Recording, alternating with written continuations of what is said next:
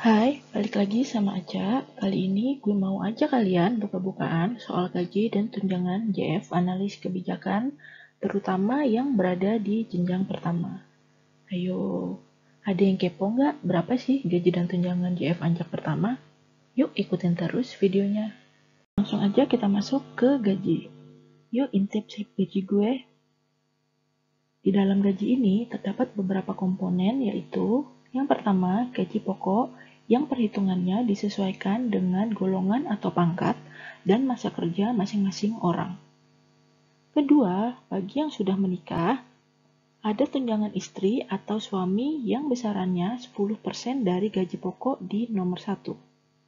Setelah itu, ada juga tunjangan anak yang besarannya 2% dari gaji pokok pada nomor 1 dan dikali jumlah anak dan maksimal dibatasi 2 anak saja. Bagi pasangan yang dua-duanya PNS, tunjangan suami istri atau anak ini hanya akan masuk ke dalam salah satu perhitungan gaji salah satu pasangan saja. Kemudian, ada tunjangan jabatan yang tercantum pada angka 4, 5, atau 6, yang besarannya disesuaikan dengan ketentuan tunjangan masing-masing jabatan dan masing-masing jenjang jabatannya.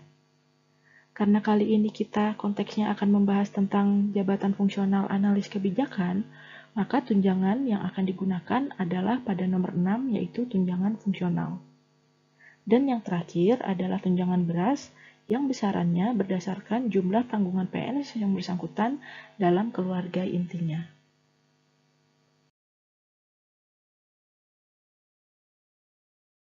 Yang kedua adalah tunjangan suami sebesar 10% dari gaji pokok yang gue terima, yaitu 10% dikali 2.534.000 sehingga gue mendapat tambahan tunjangan suami sebesar Rp253.400. Dan karena anak gue juga baru 1, jadi gue dapat tunjangan anak sebesar Rp50.650 yang berasal dari 2% dikali gaji pokok yang gue terima.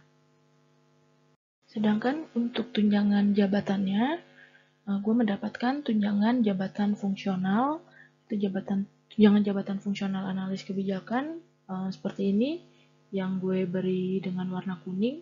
Untuk analis kebijakan jenjang pertama itu mendapatkan tunjangan jabatan sebesar Rp540.000 per bulannya. Tunjangan beras ini diberikan dalam bentuk uang tunai yang besarannya adalah Rp7.242 per kilogram beras, di mana satu orang itu diberikan jatah 10 kg per bulan, dan ini akan dikalikan jumlah tanggungan di dalam satu keluarga itu. Misalnya seperti gue dengan anak dan suami, satu orang anak dan suami, ini berarti Rp7.242 dikali 10 kg beras dikali 3 orang. Itu hasilnya adalah Rp217.260.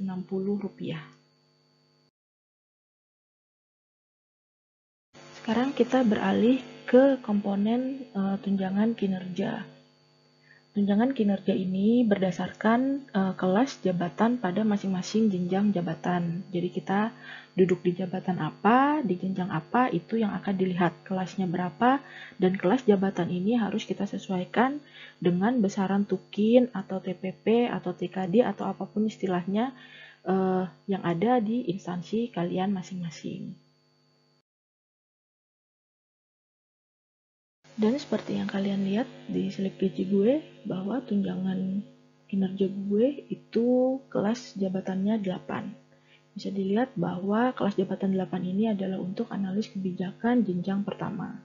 Nah, dari kelas 8 ini kita harus mencocokkan dengan berapa besaran dari kelas jabatan 8 itu dengan tunjangan kinerja yang ada di instansi gue. Nah, untuk kelas jabatan 8 di instansi gue itu sebesar Rp4.595.150.